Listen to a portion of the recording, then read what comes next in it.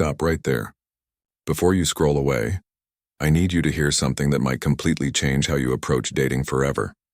Right now, there's someone you can't stop thinking about. Someone who makes your heart race when they text back. Someone you've built an entire fantasy around. But here's the brutal truth nobody wants to tell you. That crush is destroying your life. And I'm about to prove it to you in the next 9 minutes. Because what I'm about to share isn't just dating advice, it's a wake-up call that could save you years of wasted time and heartbreak. Look, I get it. Crushes feel magical. They give you butterflies, make you excited to wake up, and create this intoxicating hope that maybe, just maybe, something will happen. But here's what nobody talks about. Crushes are emotional quicksand. The harder you struggle, the deeper you sink. I've watched countless people, maybe people just like you, spend months, even years, trapped in this cycle, checking their social media obsessively, analyzing every interaction, building elaborate fantasies about a future that will never exist. And the worst part? While you're stuck in this mental prison, real opportunities for genuine connection are walking right past you. Today, we're breaking down exactly why crushes are sabotaging your love life, and more importantly, how to escape this trap forever. Because the person you're meant to be with isn't someone you have to chase. They're someone who chooses you back. Here's the first harsh reality. You don't actually like them. You like the movie you've created in your head. Think about it.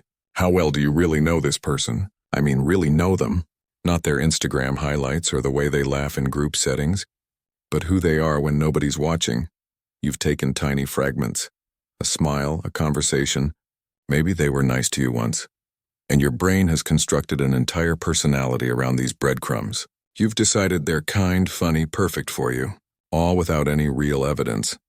It's like looking at a book cover and convincing yourself you've already read the entire story. Here's a reality check that might sting. The version of them in your head is probably nothing like the real person. That perfect personality you've imagined, those deep conversations you think you'd have, the way you'd be so compatible, it's all fiction. And every day you spend invested in this fiction is another day you're not living in reality. You're not meeting actual people who might genuinely connect with the real you. The scariest part? When you finally do interact with your crush more deeply, the disappointment hits like a truck. Because real humans are complex, flawed, and nothing like the perfect character you've been writing love letters to in your mind. Now let's talk about the second way. Crushes destroy you. They trap you in relationship limbo. Picture this.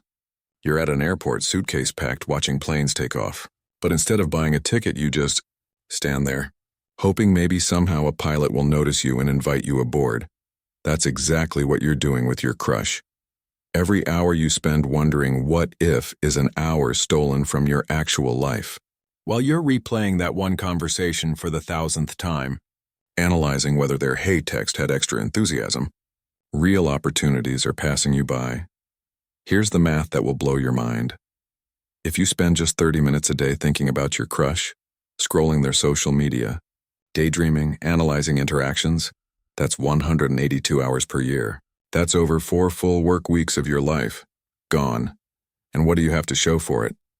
Nothing. Because until you actually find out how they feel, you're just burning time and mental energy in the world's most pointless waiting room. The cruel irony?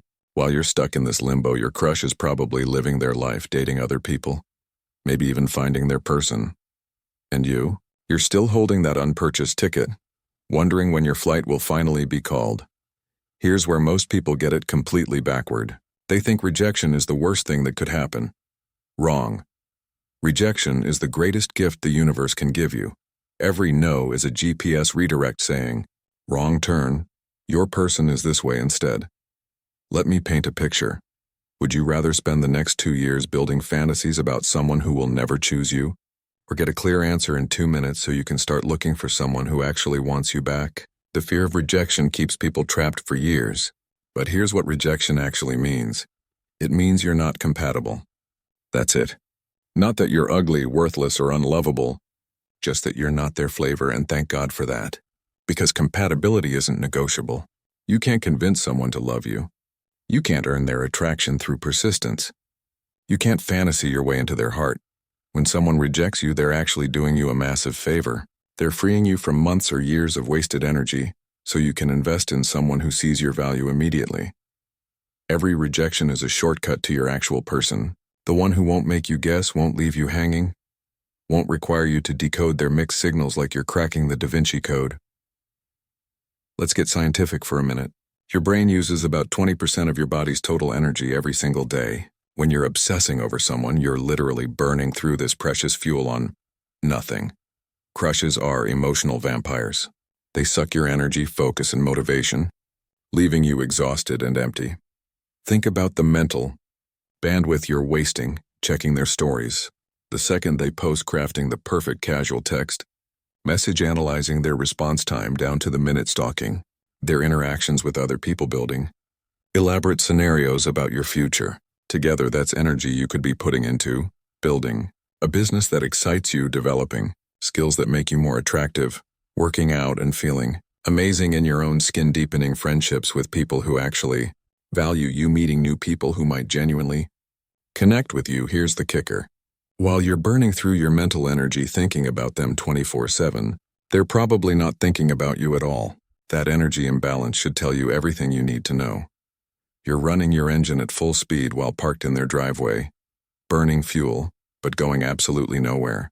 And meanwhile, your actual life, your goals, your growth, your happiness is sitting in the passenger seat, wondering when you'll finally put the car in drive.